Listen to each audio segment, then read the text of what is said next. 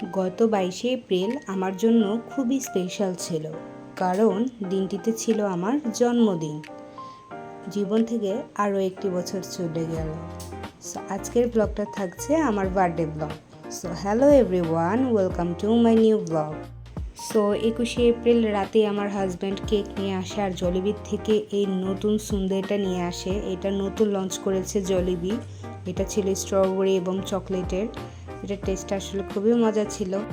কিন্তু 22শে এপ্রিল রাত 12টায় আমরা আর কেকটা কাটি না, আমরা তার পরের দিন কাটি, মানে 22শে এপ্রিল সকালে কাটি। তো সেই দিন আমি কিছু রান্না করেছিলাম, ভুনা খিচুড়ি, তারপর ঝাল ঝাল করে মুরগির মাংস, সেই সাথে একটু ফিরনি বা পায়েস, যেটাই বলো না কেন, সেটা রান্না করেছিলাম। আর আমার ফেভারিট চটপটি রান্না করেছিলাম। এটা ছাড়া আমার চলেই না, এটা আমার মোস্ট ফেভারিট একটা খাবার।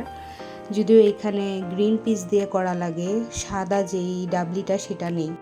তারপর খাওয়া দাওয়া করে 22শে এপ্রিল সন্ধ্যার দিকে আমরা কেক কাটিংয়ের জন্য বসে যাই, বলা যায় যে আমি রেডি হয়ে যাই।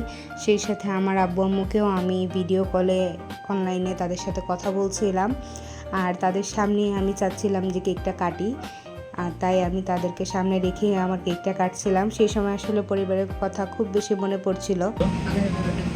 Happy birthday. Happy birthday. Birthday. Happy birthday.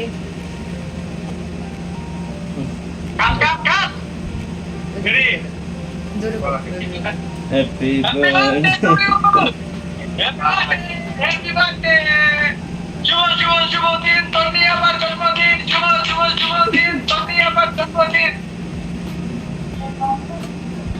তোমার খাওয়াতে অনেক কম খেলে। হ্যালো।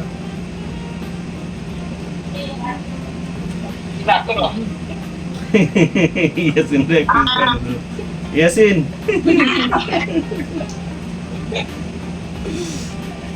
তোমার খাওয়াতে এবার ক্যামেরাটা নেন।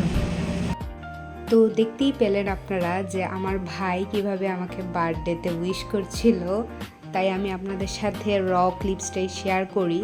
এখানে আমার আব্বু, আমার আম্মু এবং আমার ভাই ছিল, তো আমি তাদেরকে কেক খাওয়াই দিচ্ছিলাম ভার্চুয়ালি।